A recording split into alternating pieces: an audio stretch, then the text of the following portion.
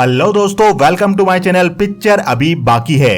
तो दोस्तों, अभी तक भी आपने हमारे चैनल को सब्सक्राइब नहीं किया है तो चैनल को सब्सक्राइब कीजिए ताकि हमारे वीडियो अपलोड करते ही आपके पास नोटिफिकेशन पहुंच जाए और हमारे वीडियो ज्यादा चल पाए। और दोस्तों, यदि आपको हमारा वीडियो पसंद आए तो वीडियो को लाइक करना बिल्कुल ना भूलें, क्योंकि वीडियो को लाइक करके आप हमारे वीडियो को सपोर्ट करते हैं और आपके लाइक से ही हमारे वीडियो ज्यादा से ज्यादा लोगों तक पहुंच पाते हैं। तो दोस्तों, आज की हमारी मूवी है फ्लॉलेस और ये एक क्राइम थ्रिलर मिस्ट्री मूवी है, इसलिए ये मूवी आपको अंत तक बांधे रखेगी और आप भी इस वीडियो को पूरा देखिएगा। तो मूवी की शुरुआत में हमें केसी जे नाम की एक न्यूज़पेपर एडिटर को बताया जाता है और केसी एक रेस्टोरेंट में सारा क्वीन नाम की एक बूढ़ी लेडी से मिलती है। सारा क्वीन, जो कि 1960 में लंदन डायमंड कॉर्पोरेशन की इकलौती लेडी एग्जीक्यूटिव थी और केसी सारा की सक्सेस स्टोरी को अपने आर्टिकल में शामिल करना चाहती थी। केसी लारा से उसकी कहानी के बारे में पूछती है कि वो कैसे उस समय सफल रही थी। तब लारा केसी को अपने पास से एक अत्यंत दुर्लभ हीरा निकालकर दिखाती है और लारा कहती है ये हीरा बहुत ही कीमती और रेयर है। यह हीरा मैंने उन दिनों लंदन डायमंड कॉर्पोरेशन से चुराया था। आगे हमें 1960 का समय बताया जाता है, जब लंदन डायमंड कॉर्पोरेशन दुनिया की सबसे बड़ी डायमंड कंपनी हुआ करती थी और इस कंपनी में हीरे एक बड़े से लॉकर रूम में रखे जाते थे और उस लॉकर का कोड सिर्फ ईटन नाम के आदमी को पता था और वही उस लॉकर को खोलकर दो आदमियों के साथ लॉकर रूम से हीरे बाहर लाता था और कंपनी में कटिंग का काम करने वाले लोगों को हीरे दिए जाते थे। लारा इस कंपनी में मैनेजर थी और इस कंपनी की बोर्ड मीटिंग में इस कंपनी के मालिक sir Milton Kendrick Peter Bollard नाम के आदमी को अपनी कंपनी का नया मैनेजिंग डायरेक्टर घोषित करते हैं। इस बात से लारा दुखी होती है कि जो पद उसे मिलना था वो उससे कम क्षमता वाले आदमी को मिल गया, क्योंकि वो एक लेडी थी। आगे ये बात लारा एक लिफाफे से पेपर निकालकर उस पर लिखती है कि दुनिया में अभी तक लेडी मैनेजिंग डायरेक्टर की संख्या 0 है और लारा उस चिट्ठी को फाड़कर डस्टबिन में फेंक देती है। लारा एक दूसरा पेपर निकालती है और अपने आप को मोटिवेट करने के लिए लिखती है, मेहनत करना नहीं छोड़ना, तुम जो चाहते हो वो तुमको मिलके रहेगा। और लारा उस पेपर को लिफाफे में रखकर अपने टेबल पर रख देती है और रोज की तरह लारा ऑफिस में देर तक काम करती है। तभी लारा के केबिन में हॉब्स नाम का आदमी आता है, जो कि इस कंपनी में सफाई का काम किया करता था और लारा भी उससे नॉर्मली बात करती है।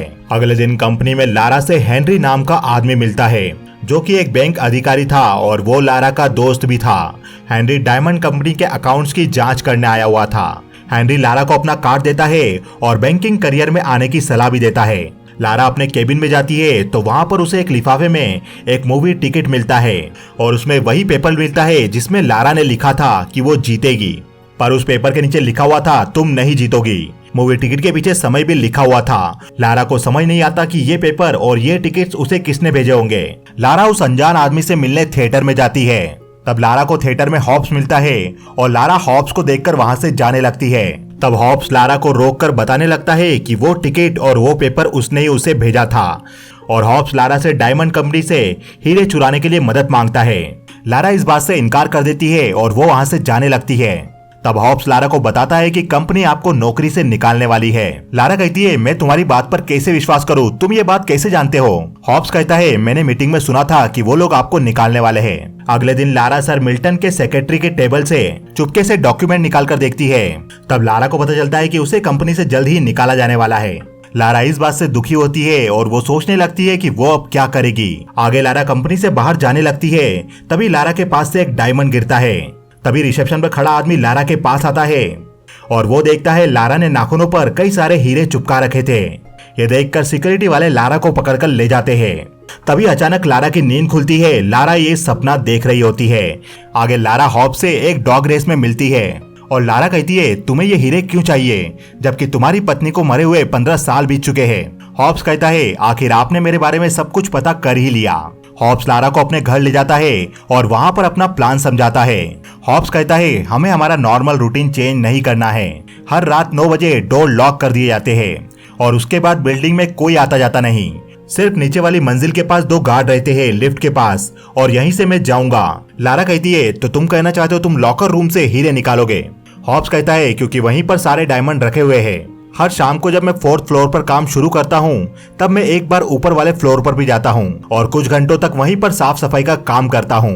तब वहाँ पर मेरे सिवा और कोई नहीं होता और तब मैं लॉकर रूम के पास भी सफाई करता हूँ जहाँ पर सारे डायमंड रखे हुए हैं। पिछले 14 साल से मैं वहाँ पर काम कर रहा हूँ, पर मैंने कभी भी उसे ओपन नहीं किया। लारा कहती है क्योंकि बिना कोड के तुम उसे खोल नहीं सकते और उसके कोड हर हफ्ते चेंज होते हैं और उन कोड्स के बारे में बस 2 ही लोग जानते हैं। हॉब्स कहता है मिस्टर ईटन जो कंपनी के वफादार है और सर मिल्टन कैड्रिक। एक बार मैंने मिल्टन के टेबल के नीचे वो कोड्स एक पर्ची में लगे हुए देखे थे, पर कुछ महीनों बाद वो वहाँ पर नहीं थे। मैं हर रोज मिल्टन के टेबल के नीचे चेक करता था, पर वो वापस मुझे कभी नहीं मिले। लारा कहती है तो तुम्हें मुझसे क्या चाहिए? हॉब्स लारा को एक पेपर देकर कहता है आपको सर मिल्टन की पार्टी में बुलाया गया है। आपको सर मिल्टन के स्टडी रूम में जाकर सेंटर ड्रॉवर से वो कोट्स लाना होंगे। लारा कहती है मान लो वो कोट्स तुम्हें मिल भी जाए तो भी तुम उन डायमंड्स को बिल्डिंग के बाहर कैसे ले जाओगे? हॉब्स लारा को अपनी बोतल दिखाकर कहता है हम इसमें 1 मिलियन पाउंड के हीरे हम दोनों के लिए ला सकते हैं। हॉब्स की इन बातों के बारे में लारा बहुत सोचती है और वो सर मिल्टन की पार्टी में जाती है। उस पार्टी में सर मिल्टन सिंक्लेयर नाम के आदमी के साथ बात कर रहे थे। तब कंपनी का एक अधिकारी बात करते हुए लारा को बताता है क्लिफ्टन सिंक्लेयर ये इंश्योरेंस कंपनी के मालिक है और वही लंदन डायमंड हमारी कंपनी के सबसे बड़े गारंटर भी है और ये सभी इंश्योरेंस घोटालों में भी शामिल थे, नेशनल हेल्थ सर्विस में भी, पर उन पर आज तक कोई मुकदमा नहीं चला। तभी हमारी कंपनी उनके साथ बिजनेस करती है। लारा वहाँ पर पार्टी में आए मेहमानों से मिलती है और मौका पाकर सर मिल्टन के स्टडी रूम में जाती है। लारा वहाँ पर जाकर उन कोड्स को ढूंढने लगती है। तभी वहाँ पर लारा को किसी के आने की आहट आती है और लारा स्टडी रूम में ही छुप जाती है। स्टडी रूम में सर मिल्टन आते हैं और वो अपने लॉकर को खोलते हैं। लारा छुपकर दूरबीन से ये सब देख लेती है और सर मिल्टन के जाने के बाद लारा वहाँ से कोड्स चुरा लेती है और वो कोड्स लारा हॉब्स को देती है। अगले दिन लारा ऑफिस आती है तो वो देखती है उसके ऑफिस की बिल्डिंग में सभी और सीसीटीवी कैमरा लगाए जा रहे थे। ये बात लारा हॉब्स को बताकर कहती है उन्होंने पूरी बिल्डिंग में सीसीटीवी कैमरा लगा दिए हैं और वो मॉनिटर के जरिए हर समय नजर रखते हैं। अब हमारा प्लान कामयाब नहीं हो सकता।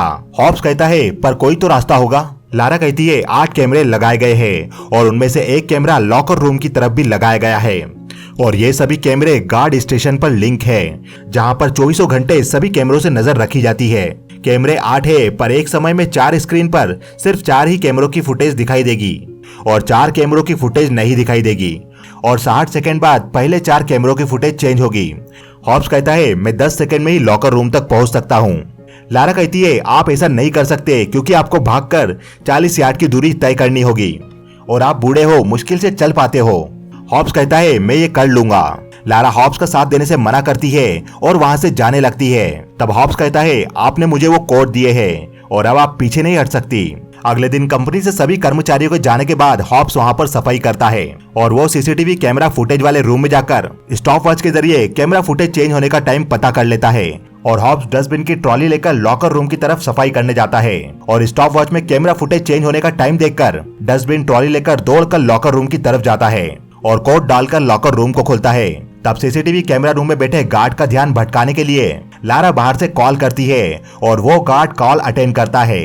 तब तक हॉब्स लॉकर रूम में घुसकर दरवाजे को अंदर से बंद कर लेता है और वो देखता है कि उसके सामने हीरो के कई सारे डब्बे भरे हुए थे। गार्ड फोन पर बात करने की कोशिश करता है पर सामने से कोई जवाब नहीं देता।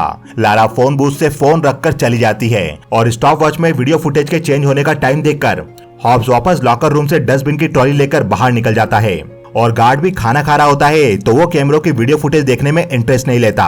हॉब्स ऑफिस की बिल्डिंग से अपनी बोतल लेकर बाहर निकल जाता है। तब लारा भी उसे छुपकर देख रही होती है। तभी एक आदमी बिल्डिंग से आकर हॉब्स को वापस अपने साथ ले जाता है और वो आदमी हॉब्स को जाकर टॉयलेट दिखाता है जो कि जाम हो गई थी और वो आदमी हॉब्स को टॉयलेट क्लीन करने के लिए कहता है। अगले दिन सुबह डायमंड कंपनी में सभी कर्मचारी आते हैं और लारा भी आती है। तब हॉब्स वहाँ से अपनी नाइट शिफ्ट करके अपनी बोतल लेकर जा रहा होता है। हॉब्स घर जाकर उस बोतल को खोलता है तो उस बोतल में हीरे नहीं थे।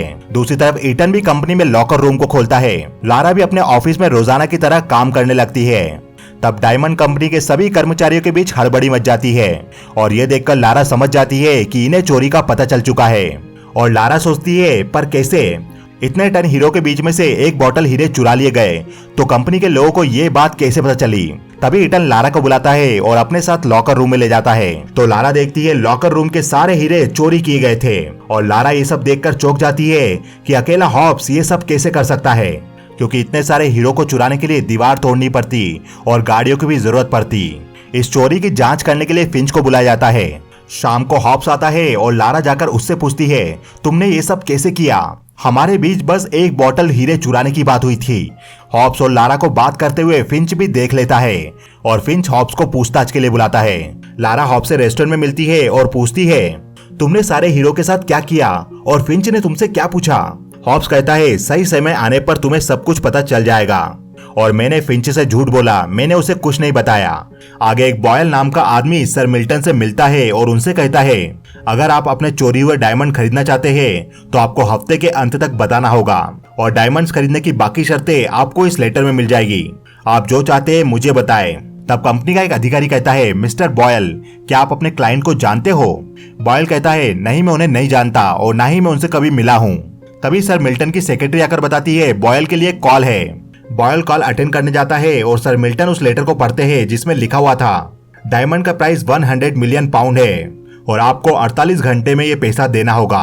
तो दोस्तों, बॉयल को हॉब की तरफ से भेजा गया था ताकि वो सर मिल्टन तक ये मैसेज पहुंचाए कि यदि उन्हें डायमंड्स वापस चाहिए तो 100 मिलियन पाउंड देना होंगे। अगले दिन फिंच लारा से पूछताछ करता है और उसके हाव भाव पर ध्यान देता है। फिंच लारा से पूछता है, आपका हॉब से क्या संबंध है? मैंने आज आपको उससे बात करते हुए देखा। लारा कहती है, वो बस एक अच्छा आदमी है, इसलिए मैं उससे बात करती हूँ। आगे लारा कंपनी के एक अधिकारी से कहती है, मैं फिंच के साथ काम करना चाहती हूँ ताकि हम इस चोरी का पता लगा सके। आप इस बारे में फिंच से बात कीजिए। आगे लारा फिंच के साथ रहकर उसने क्या क्या पता लगाया है उसके बारे में पता करती है। आगे सर मिल्टन और सिनक्लेयर दोनों बात कर रहे होते हैं और सर मिल्टन सिनक्लेयर से डायमंड इंश्योरेंस क्लेम का सारा पैसा देने के लिए कहते हैं। तभी वहाँ पर फिंच और लारा आते हैं और फिंच बताता है, ये चोरी लंदन डायमंड के कर्मचारियों द्वारा ही की गई है और मेरा मानना है लॉकर रूम के कोड को सर मिल्टन के घर से चुराया गया था पार्टी वाली रात में। यह सुनकर सिनक्लेयर सर मिल्टन को कहता है, अगर हमें आपकी तरफ से धोखाधड़ी के कोई भी संकेत मिले तो हम पूरी तरह से इंश्योरेंस का सेटलमेंट नहीं करेंगे। सर मिल्टन कहते हैं, 30 सालों तक हमने तुम्हें पैसा दिया है सिक्योरिटी के लिए। हम आशा कर रहे थे कि एक दिन तुमसे हमें रिटर्न मिलेगा और वो दिन आ गया है। सिनक्लेयर, अगर तुम्हारी इंश्योरेंस कंपनी ने हमारा साथ नहीं दिया तो मैं तुम्हें खत्म कर दूंगा। हॉब्स लारा से मिलता है और लारा हॉब्स से कहती है, तुमने ये सब कैसे किया और तुम आगे क्या करने वाले हो? हॉब्स कहता है, मैं वो डायमंड बेचने के बारे में सोच रहा हूँ। लारा कहती है, इस दुनिया में लंदन डायमंड के अलावा उन हीरो को कोई नहीं खरीद सकता। हीरो के बारे में बता दो, नहीं तो तुम्हें जिंदगी जेल में काटनी होगी, क्योंकि फिंच लगभग हमारे करीब है, उसे सब कुछ पता चल जाएगा। हॉब्स कहता है, तो हम उनसे डायमंड के बदले में पैसा मांगेंगे। पैसा या तो उनको देना पड़ेगा या फिर उनकी इंश्योरेंस कंपनी को। आगे फिंच लारा के फिंगरप्रिंट लेता है और फिंच लारा के सामने हॉब्स से वापस पूछताछ करता है कि वो उस दिन कितने समय तक लॉकर रूम की तरफ सफाई कर रहा था। तभी एक आदमी फिंच के पास आता है और वो फिंच को धीरे से कुछ कहता है। उस आदमी की बातें सुनकर फिंच वहां से चला जाता है। आगे फिंच के साथ काम करने वाला आदमी फिंच को एक फोटो दिखाता है जिसमें डॉग रेस में लारा और हॉब्स दोनों साथ में थे। फिंच को लारा पर पहले से शक था और फिंच का शक सही निकलता है। फिंच लारा से ड्रिंक पर मिलता है और उससे पूछता है, बताओ तुमने ये चोरी कैसे की और तुम्हारे साथ कौन था और तुम इतने सारे डायमंड्स को बाहर कैसे ले गए थे? लारा कहती है, मैं इतनी होशियार नहीं हूँ कि मैं इतने सारे डायमंड चुरा सकूं। फिंच कहता है, मुझे तुम्हारा और हॉब्स का फोटो मिला डॉग रेस का, तुम दोनों उस दिन साथ में थे। लारा कहती है, आप बस मेरे रिएक्शन देखकर अंदाजा लगा रहे हो, पर आप मुझे अरेस्ट नहीं कर सकते बिना सबूत के। दूसरी तरफ लंदन डायमंड में चोरी की खबर मीडिया वालों को पता चल जाती है और मीडिया वाले सर मिल्टन के घर के बाहर आकर खड़े हो जाते हैं और उनसे सवाल करने लगते हैं। ये सब देखकर सर मिल्टन घबरा जाते हैं, उन्हें हार्ट अटैक आ जाता है और वो मर जाते हैं। एक आदमी सर मिल्टन के मरने की खबर फिंच और लारा को भी देता है और ये सुनकर फिंच वहां से चला जाता है। लारा भी ये सुनकर घबरा जाती है और वो दुखी होती है। लारा रोते हुए वॉशरूम में जाती है और अपने आंसू पोंछने के लिए रुमाल निकालती है। तब उसके रुमाल से उसका इयररिंग का हीरा वॉश बेसिन में जाकर गिर जाता है। लारा वॉश बेसिन के पाइप को खोलकर उस हीरे को निकालती है और लारा को पता लग जाता है कि डायमंड्स को कंपनी के बाहर कैसे ले जाया गया। लारा डायमंड कंपनी के बाहर वाला ड्रेनेज लाइन का ढक्कन ओपन करती है और लारा ड्रेनेज लाइन में उतरती है और वहां पर हीरो को खोजने लगती है। तभी ड्रेनेज लाइन में लारा को हॉब्स मिलता है और वो कहता है, तो आपने पता लगा लिया, आप बहुत क्लेवर हो। लारा कहती है, तो ये था तुम्हारा प्लान, मैं जाकर सबको बता दूंगी। हॉब्स लारा पर गन अड़ाकर उसे रोकता है और लारा कहती है, सर मिल्टन मर चुके हैं और तुम्हारा डायमंड के बदले पैसा मांगने का प्लान फेल हो चुका है। हॉब्स कहता है, मुझे पैसा मिलने वाला है 1 घंटे में, तब तक मैं यहाँ से किसी को जाने नहीं दे सकता। लारा हॉब्स की गन पर टॉर्च मारकर वहां से भागने की कोशिश करती है और आगे जाकर गिर जाती है। तब लारा को एक डायमंड दिखाई देता है और लारा उसे अपने पास छुपा लेती है। तब हॉब्स गन लेकर वहां पर आता है और लारा से कहता है, क्या मैंने तुम्हें कभी बताया कि मेरी वाइफ की डेथ कैसे हुई? लारा कहती है, वो कैंसर से मारी गई। हॉब्स कहता है हाँ उसे कैंसर था, पर हमें पहले ही पता चल गया था, हम उसे बचा सकते थे थोड़ा सा पैसा प्राइवेट हॉस्पिटल में देकर। तब इंश्योरेंस कंपनी ने हमें बताया कि आपको इलाज के लिए आपकी बारी आने तक रुकना होगा, तभी आपको हॉस्पिटल में एडमिट किया जाएगा।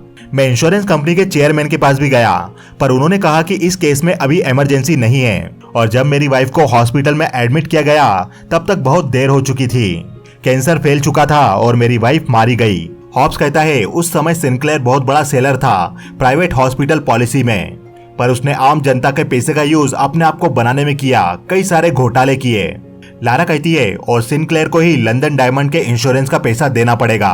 तो तुम सिनक्लेयर से बदला लेने के लिए 15 सालों तक इंतजार करते रहे और सही समय आने का वेट कर रहे थे। हॉब्स कहता है हाँ, मैं अपनी पत्नी से बहुत प्यार करता था। दूसरी तरफ डायमंड कंपनी के अधिकारी और सर मिल्टन का बेटा सिनक्लेयर को धमकी देते हैं, आप डायमंड चुराने वाले को पैसा दो ताकि हमें हमारे डायमंड मिल सके, नहीं तो सारे न्यूज़पेपर में आप सुर्खियों में होंगे, हम प्रेस में आपकी कंपनी के खिलाफ जाएंगे और आपकी धोखाधड़ी की न्यूज से सारे अखबार भर जाएंगे। तब कंपनी का अधिकारी कहता है मिस्टर सिनक्लेयर, अगर आप चाहते हो कि आप बचे रहो तो जल्द से जल्द हमारी कंपनी का सेटलमेंट कीजिए। सिनक्लेयर ये सारी बातें सुनकर घबरा जाता है और वो भी अपनी कंपनी के केबिन में जाकर आत्महत्या कर लेता है, क्योंकि अब उसे इतनी बड़ी रकम चुकानी पड़ेगी। हॉब्स लारा को बताता है कि उसने डायमंड कैसे चुराए और वो इतने डायमंड को वहां से कैसे ले गया। हॉब स्टॉप वॉच में समय देखकर अपनी ट्रॉली के साथ बार बार लॉकर रूम में जाता है और डस्टबिन में वहां रखे हीरो को भर लेता है और वॉशरूम में जाकर बेसिन का वॉल खोल के सारे हीरे पानी में बहा देता है, जिससे सारे हीरे ड्रेनेज लाइन में जाकर इकट्ठा हो जाते हैं। ये सब बताकर हॉब्स वहां से चला जाता है। लारा वहीं ड्रेनेज लाइन में देखती है तो उसे वहां पर डायमंड का ढेर दिखाई देता है और लारा डायमंड्स के बारे में जांच टीम को बता देती है।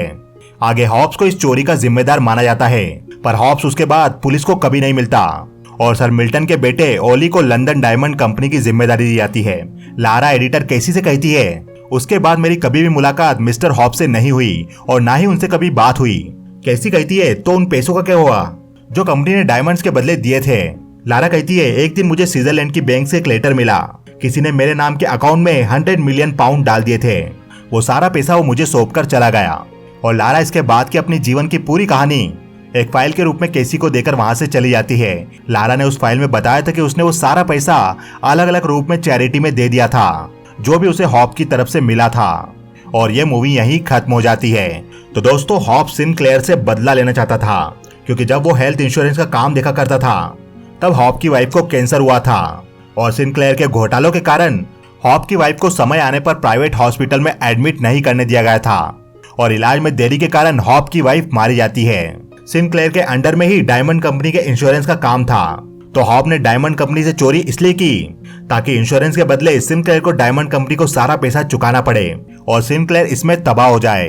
तो दोस्तों आपको ये वीडियो कैसा लगा हमें बताइए कमेंट सेक्शन में। वीडियो पसंद आए तो कमेंट सेक्शन में यस टाइप कीजिए, वीडियो को ज्यादा से ज्यादा लाइक कीजिए और चैनल को सब्सक्राइब कीजिए, क्योंकि पिक्चर अभी बाकी है मेरे दोस्त।